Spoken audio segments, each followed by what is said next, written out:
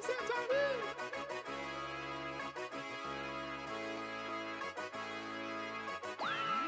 you've done it now, Johnny.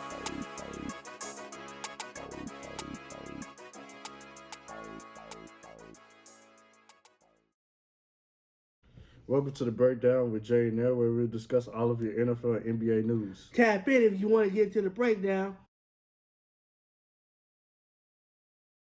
Welcome to the breakdown. I'm L, I'm Jay. and tonight we're going to be talking about the NFC South. First question, first start off. First. How's the weekend, bro?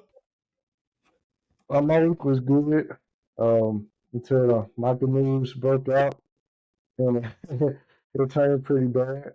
Got a dark cloud hanging over my head, but I'll You be know, all right. it was gonna be. Listen, with y'all owner, bro, it was gonna do that anyways. But I'm glad you had a good weekend, bro. Well, a good week. My week was good, man. It was long, but good. So That's tonight, good. the first topic we're gonna start out with is the Carolina Panthers. First question is this: can Xavier Leggett and Ted McMillan can they be a formidable duo? That's a really good question. I'm going to say yes. I'm going to say they're going to be at least solid. Tech is in his rookie year, so yeah, his potentials are high for him. He's a first round draft pick. But if he has a not a okay rookie season, like nobody's gonna crucify him and chastise him for it. And Xavier Leggett, he's been in the league for a couple of years, and now he's thrusted into that second wide receiver role. Or maybe he'll be the number one until Ted is ready. But we traded away Adam Thielen to the Minnesota Vikings, so that opens up more opportunities for those two players. So I think they'll have a solid year, and I think they'll be good weapons for Bryce Young. I definitely think that with both of them being young, well, all three of them being young, Bryce, Xavier, and Ted, that's gonna be a great core to have because you're able to grow with your receivers and your quarterback. And I like Xavier; he's a funny guy. Ted, as you know, bro, I've liked him since college, so hey, it's time to ball out now. Yeah, I like him a lot. He's a very physical receiver, and I think that's the type of receiver that Bryce Young needs in his offense. Oh yeah, it is. It definitely is. The next question we have is: this is going to be Bryce's breakout year, bro. I'm gonna And say yes. before you, Oh, go before ahead. and I say that with the exception of him having both Xavier and Tech as offensive weapons. I would say yes. I feel like it should be his breakout year, especially since they added Ted to the offense. He got him a bona fide potential number one receiver, and he has Xavier Leggett. And he got Chuba Hubbard in the backfield as well. Um, he has enough pieces, I think, offensively to get it done and to have a breakout season. So I'm expecting it. I feel like this year should be his breakout year because he hasn't had a lot of success with him being benched last season and the way his rookie year started off. So he needs to have a year where he's throwing 3,000 yards, 24 touchdowns, and like 5 picks or something like that. Something remarkable needs to happen to help him get his confidence up. Next question we have is: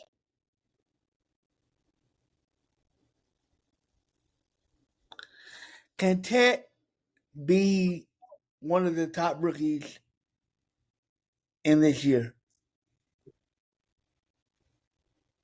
I think he can, and I asking like just one of the best offensive rookies or just rookie in general. Offensive rookies, I'm sorry.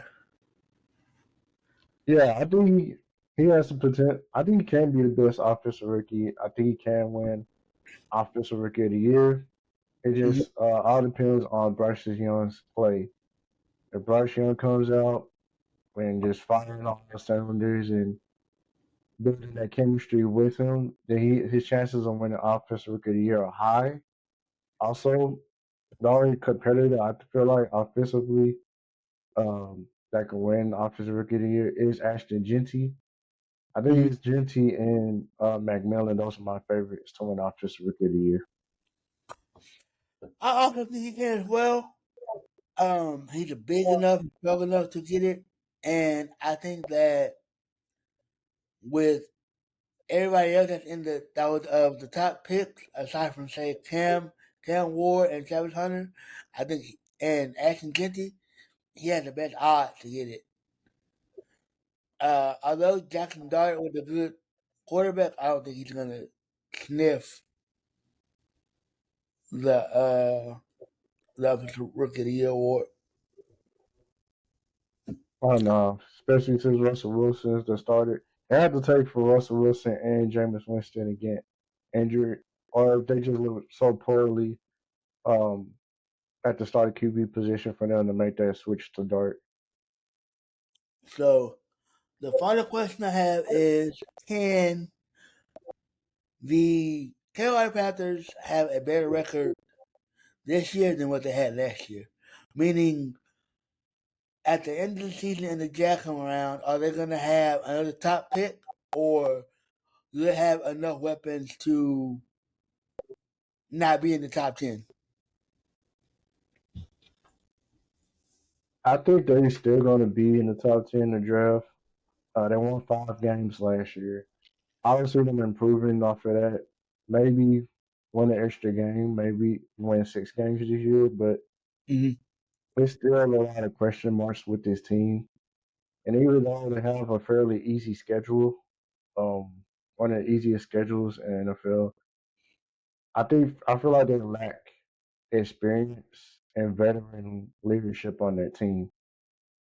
And Yeah, that's why I don't think they'll get far. I agree, bro. I definitely feel like they should be a lot more improved than what they were, but they probably will end up getting a top pick just because of where their market is and how their schedule is played out, and the fact that, like you said, they don't have any veteran leadership, and they haven't had a very good tenure of success. Next up, we're gonna talk about the Tampa Bay Buccaneers, y'all. So the question is, can Baker Mayfield have another great season this year? I would say yes. Like I'm jealous because it's like the situation in Tampa is like perfect for him, Mm-hmm. and they keep adding more pieces to his offense. They drafted Emeka Ibuka. You still have Mike Evans. Chris Godwin's going to be coming back from his injury. You still have him. You have Bucky Irving as your running back. He was making waves last season, and now he's going to be the starting running back for them. I think the table is set for Baker to be successful and to continue to put up big numbers and to get Tampa to the playoffs. Yeah, I think Baker Mayfield is actually it was a match made in heaven. And what I say by that is that he has great coaching and he has great offensive weapons. Versus when he was in Cleveland, he didn't have nobody. I mean, don't get me wrong, he had Amari Cooper, but let's be honest, that was one player. Kind of like how Dallas had with CD. You don't get excuse me, you don't get another offensive weapon to balance that out. So you're stuck having bracket coverage over on one side. Yep. Next question is,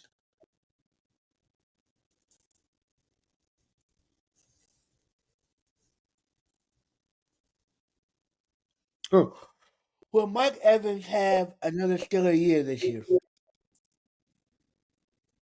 I would say yes. He's gonna have a big year. Um, he's a consistent receiver. He's been posting 1,000 yards since he's been in the league. Like Which all is his 11 years. very crazy, bro. Like that's crazy. Since his rookie year, he doing that's crazy, bro. Yeah, 11 years in the league, and he had a 1,000 yard season each year. That's crazy. I, I don't think he's slowing down anytime soon. No, I don't But think so. that's just like I said about Emeka. Uh huh. If he's just like if Emeka is just so dang good, he can't Hmm. take targets away from him, and Hmm. that's the only thing that's gonna stop Mike Evans from getting a 1,000 yard season. But if he's still able to get us 1,000 yards with all the weapons I mentioned that Tampa has in the offense, yeah, he's good, bro. He's got to remain consistent. Yeah, like Barring the injury, I agree with what you said. Like for him to be able to have that track record of having 1,000 yards for every season is amazing because you don't see that. It's not now. You may get it once or twice, but hitting it every year is crazy. And he was like the only target you had to throw to, so it kind of worked out well. um, I think honestly, I think that he can be a Hall of Famer he already got a ring, so everything else is just icing on the cake. yeah, Next, he's definitely gonna make the Hall of Fame. oh yeah, next question we have is: can the Bucks become a consistent playoff team? Well, I'll say yes because they've been to the playoffs 4 years in a row now. They from 2020 to last year, and they're Hmm. probably gonna make the playoffs again this year, making it 5 years in a row. So yeah, and their division is terrible. Yeah, that is the more of a weaker division. That's a cakewalk division, really. So I can understand why Tampa Bay is going to win it, which we all know. So yeah, next up we have the New Orleans Saints, y'all. New Orleans. Who's going to be the starter, bro? Who's going to be the starter for New Orleans? Is it Tyler? Kellen Moore. I'm sorry. Go ahead. Is it Tyler? Tyler? Is it Tyler? Is it going to be Spencer? Who? Well, I'm glad you asked because Kellen Moore he announced this week that Spencer Rattler will be the starter for Week 1. Oh, okay, cool. I think you know what's funny. I think if I know at one point Spencer Rattler was projected to be the number one pick, and I think if he would have came out that year, he wouldn't have done well. If he would have just came out and got the number one slot, he would have been the way that he would have been considered a bust by now. But congratulations to him. Good job. Can Chris Olave and Alvin Kamara be a one-two punch? Be be a duo and help them potentially get to the playoffs. Well, Alvin Kamara he's getting older, and I think those carries on his body is taking a toll on him. Even though he played majority of last season and he hasn't missed a lot of games in his career, but as we all know, if you watch the game of football, running backs start to deteriorate once they enter their 30s. And it's just a matter of time when he's not going to be as effective as he once was. So I think he'll be solid. He'll be consistent, but nothing like eye popping. And Chris Olave, he needs to stay healthy first. That's his biggest thing right there. Is stay healthy. I So, and that, unless he's able to stay healthy, I don't expect a big year. And also, we got to see how Spencer Rattler is gonna handle being the starting quarterback. got you. I agree with what you said. Like you say, most running backs they end up getting the mileage by the time they're 30. So they don't have the longevity in the league isn't long for them anyways. So you looking at, let's say they come in at 20, by 24 they're gone. So ain't all that wear and tear. You constantly getting hit 300-pound guys, 245-pound guys every time. That's bound to take a hit on you. As far as Chris Olave, he's a really good receiver. He's like you said, he can need to stay healthy. But I think he can be good if he can get over the hurdle of being healthy. I'm sorry, the hurdle of injury. I'm sorry, and excuse me. Um, yeah, he's the one bright spot that they have. Next question is Kellen Moore, can he have a top 10 offense? And, and can they have a top 10 offense? And do you think he deserved that head coaching job? Okay, to answer your first question, do I think they have a top 10 offense? No. First, they have to find their franchise quarterback. I don't think Spencer Rattler is that guy. And I feel like we need better weapons on offense. Yes, you have Chris Olave, but he has problems staying healthy. Alvin Kamara, he's getting older, like I mentioned. And I can't really name anyone else on their offense that No, will pose a threat to defenses. So you have to fix those two things first so you mm-hmm. can put your name in the consideration of being a top five offense. Gotcha. I agree, bro. I think without having those key components that you just mentioned, you might not even crack the top 15. You're probably gonna be in the 20 to 30s, and there's only 32 teams in the league, so you're probably gonna be near the bottom when it comes to that. And I definitely Saints will do. probably be the worst offense in the league. Yeah, I think he's better served as an offensive coordinator than a head coach. I know this is his first year, but I feel like they did it for shock value versus because he deserved it. Um, I would say he's in the best spot.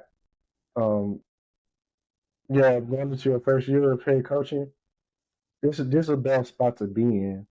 Like you don't have much to work with. He doesn't he doesn't have all the ingredients that he needs to run the offense. To run the top five offense, like I mentioned, he doesn't Mm, have all the ingredients. Until they get him those ingredients, we're not going to see the full product on the field. gotcha. Finally, we have Atlanta. Is B. John Robinson the workhorse that Atlanta needs? I Like, say yes. is he a centerpiece that they need? Oh, he's definitely a centerpiece. I think it starts and stops with him, their offense. He's already a workhorse back, and they just need to continue to feed him. He was top five in carries, rushing yards, and touchdowns last season. So he Mhm. had over 300 carries, which ranked fourth in the league. He rushed for 1,400 yards, which was third in the league. And he was tied for fifth with touchdowns with 14. Next question I have is Michael Penix prepared for the starting job? I would say yes.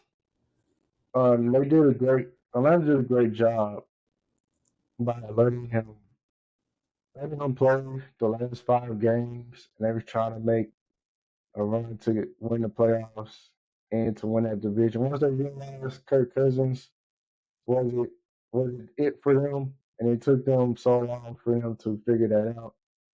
But I like what Penix did with his opportunities. I felt like he can build off of what he did last season in those last 5 games, and I think he's ready for it. I think he's up for the challenge. I think that he can be what they need, and he should be. But I think that because they didn't throw him in the fire right away, it helped him out some. But they should have played ping pong back and forth with him and and uh and Kirk Cousins like that. Like let the young man get some underneath the wings. Let the young man ball out for himself. But overall, he'll be straight. I think he's gonna be straight. He's gonna be a decent quarterback, even with the 80,000 durags that he wears. The next question we have is: can Drake London be the top receiver? Like we know he's the top receiver, but can he help elevate them even further than what they already are? I would say yeah, because he has a quarterback. I think Michael Penix is going to be a good quarterback. You have consistency there with the quarterback position. Hopefully, you have Michael Penix can be stable in that position. He can Mm-hmm. stay healthy. He don't struggle as much. And if those things doesn't happen, then I could see Drake London having a big year. He did have a breakout season last year. He Mm-hmm. had over 100 receptions, 1,200 yards, and 9 touchdowns. That was his best year last year. I think I think Drake London, as long as the quarterback play is consistent, he'll ball out. I think them playing flip flop last season wasn't good for him. But I think that with everything that he got going on now, he gonna ball out. He should definitely be a Pro Bowler. If he wasn't one last year, he should have been. And it can time for him to ball out and do well. Final question I have. Oh yeah, will they trade Kyle Pitts? And That's a good, that's a good question. and is he a bust? um, to answer your first question, I think they'll keep him for now. I think he's gonna be a free agent after this season. Mm-hmm. Um, but I think, like I said, with Michael Penix, he Mm-hmm. has a quarterback that can get him the football. You gotta have stable quarterback play at Mm-hmm. the position, and for a first round pick, for a first round pick and for a top 5 pick, yes, he's been having a disappointing career so far. He only had 1,000 yard season. And that was his rookie year. Last season, he only had 600 yards. But I'm gonna say this also: the offensive coordinator that they had uh, during Michael Pitt's time with Atlanta, Arthur Smith, and Mm-hmm. I don't like him as offensive coordinator. I don't think he's a good offensive coordinator. He wasn't featuring him a lot in that offense, and Mm-hmm. I think with the new offensive coordinator, new quarterback, I feel like he's going to be featured more in offense. And we've already seen flashes of it in training camp. And Michael Penix said it himself. He said they expect a big year from Kyle Pitts, and they have a pretty good connection on the field with each other. Okay. I definitely feel like they shouldn't trade him because he's your star tight end. I mean, you can find a decent tight end, but you're not gonna get the star power that you can from from Kyle Pitts, and the fact that you can put him anywhere, outside or slot, or inside, or line him up as tight end. As far as is he a bust? Kind of, sorta. But then again, like you said, it could be just because his offensive coordinator wasn't a good offensive coordinator. So he definitely needs to have another breakout year this season. And I'm talking about like a monster game or monster season. 23 catches, 10 touchdowns, 1,300 yards, something like that. That makes me like, whoa! I wasn't expecting that from him. And having a young quarterback helps too, because you can grow with him together. Yeah. Having an old man in the backfield that barely able to make it. Hey, my fault. That man old. He know he old. Okay, we have because it's been so hyped up and it's already been out there in the league. But the crazy thing is that I saw something about that like a week or two ago. With the Michael Parsons thing in the Green Bay uniform, I had seen something about that. They were like, "Oh, what happened if he goes here?" Now, as a Cowboys fan, how do you feel about that? The whole situation is messed up to begin with. Mm-hmm. Like this whole saga, I feel like it was been simply avoided if you would have took care of Micah Early on, first. If you were, if you want to prioritize them first, like you already knew Dak and CD's contracts were going to need to be extended. Why wait till the last minute to extend both players? You put yourself in a hole in your salary cap, and you trying to scrape up all the money you can to have enough to pay Michael Parsons, and then when it's time to pay him, you don't have enough money. So they do it to themselves, um, and just not communicating with the agent. I don't understand it at all. Almost every NFL player has an agent, and the agent handles the contract negotiations. So why would you call an agent and be like, hey, what are the parameters? What does Michael wants in his new contract? What's the numbers? All the different clauses that you have in these contracts. They didn't even bother to contact the agent. And Jerry told me I want to speak with Micah directly. Like nobody does that anymore. This is not the 70s, the 80s, the 90s. We it's 2025. We don't do it anymore. So they just do a poor job in managing it, and they do it to themselves. I'm happy for Mike. I'm happy he got his money, but I'm going to miss seeing him in the Cowboys uniform. okay. Thank you for that great assessment. As a Cowboy hater, loved it, loved it. I love seeing it, hearing the dismay, seeing the memes. Oh my gosh, I've been having a field day. As y'all know, my co-host is a Cowboys fan. I've been on his behind. All Every day, all day. he's been crying to himself on the inside since yesterday. He's been like all day. I don't know how he. I'm surprised he made it do work. Oh, you didn't go to work. Yeah, I was off yesterday. My bad. Well, I was surprised he made it throughout the day. He probably made his lady get him some tea. Honey, can I get some tea? Extra, extra honey, please. But all in all jokes aside, I'm happy for Micah. He got what he deserved. Now it puts the Packers in a great position It's gonna be funny to see him play, not in a Cowboys uniform, and Shaq Dak for real, for real.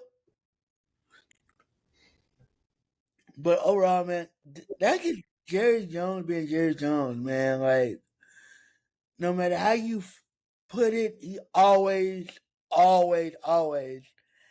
had a way of messing up a good thing. I think the best leverage y'all probably had was like Zach Martin was y'all off the line, and he shouldn't have paid Dak when he paid Dak during that time frame. Yeah, you made that the highest paid quarterback in the league, and That was I love pointless. that, but he's not the best quarterback in the league. He He's should be not. getting paid He's the most. not a Patrick Mahomes. He's not a Josh Allen. He's not a Lamar Jackson. He is a average quarterback. Can he win you some games? Yes. But is he gonna win in the playoffs? Hell no. That's just a waste of time. But hey, if y'all like it, I love it. I hate it. And one more thing before we move on. Why would you trade him with a week left, a week until the season starts? Why you didn't trade him back in March, back in April, during the draft? You could have got multiple first round picks for him. Yeah, I like it. We got two first round picks, but I feel like we could have got either extra one or two extra more. Either three or four first round picks. You choose to trade him now. Like, I don't understand it. If it was your idea to trade him in the first place, why trade? Why do it now? Why could he do it earlier? I agree, bro. Like you should have been if you weren't having the thought process of maintaining him, then you should have just let him go. Now, and you didn't even get what you should have gotten for him. You got a defensive tackle who nobody's heard of like that. And you got two first round picks. Now, granted, that's good. I heard everyone saying, "Oh, we're gonna get Arch Manning." But what if you don't? Like, if you don't get him, because he's not coming out this year, he played until his senior Yeah, year.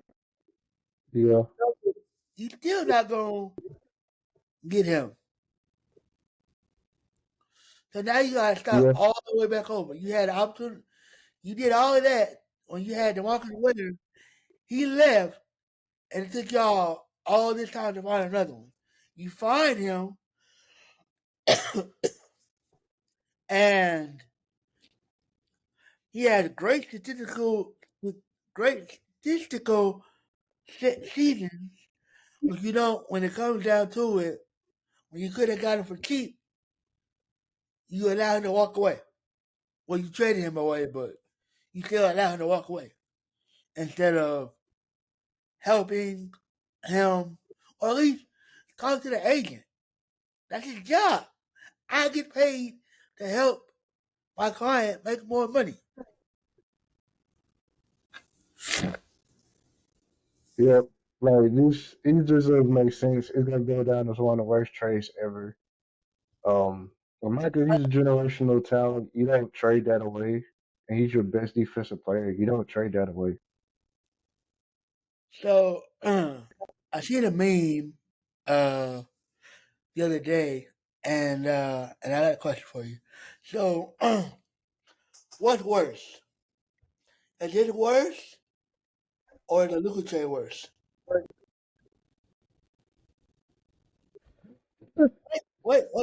They both. Wait. Before you say something, this happened in the same year. Go for it. Go for it. Go for it. Even though this situation was poorly mismanaged, I feel like the Lucas situation was worse. Um, Luka had no idea he was going to get traded, and they did it like blindsided. Like they didn't talk to him about it or anything. Mm-hmm. Then they want to make up excuses talking about, oh, well, the reason we traded him because he's Because he fat. He played. don't play. He's Yeah. fat. He don't play defense. But what if you didn't have those conversations with him about those things? Like maybe he could have worked on it. He could have improved on those things. And you traded him for Anthony Davis. Uh, Anthony Davis, he's a good player, but he's injury prone, That and and he's you don't get old. multiple. Yeah, older, injury prone, and you don't get that many assets back, like draft picks. Like you didn't get enough first round draft picks with that deal either. And Luka's worth multiple first round draft picks. I agree. I think I think like you said, it was the Luka trade blindsided everyone. Not just him, but I think the whole league got blindsided by that pick. By that. As far as the Michael situation, it was kind of writing. It was writing on the wall.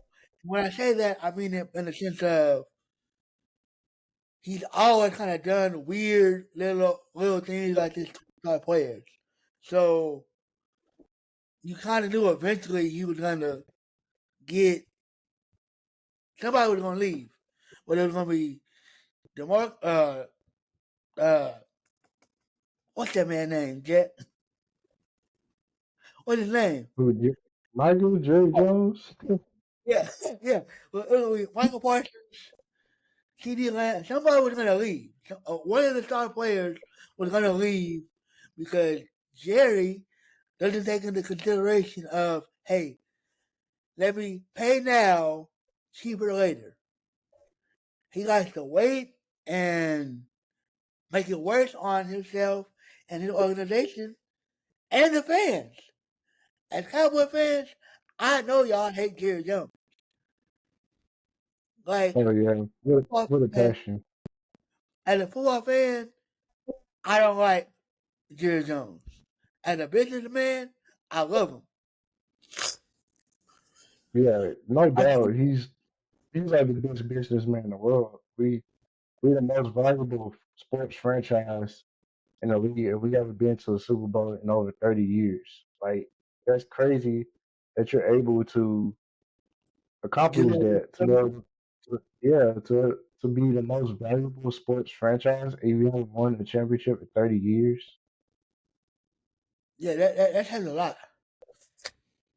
That says a lot to the business side. And the football side, let it go, bro. Like, be an owner. You don't hear no other owners in the league go through that. Go like the things that the Cowboys go through are self inflicted.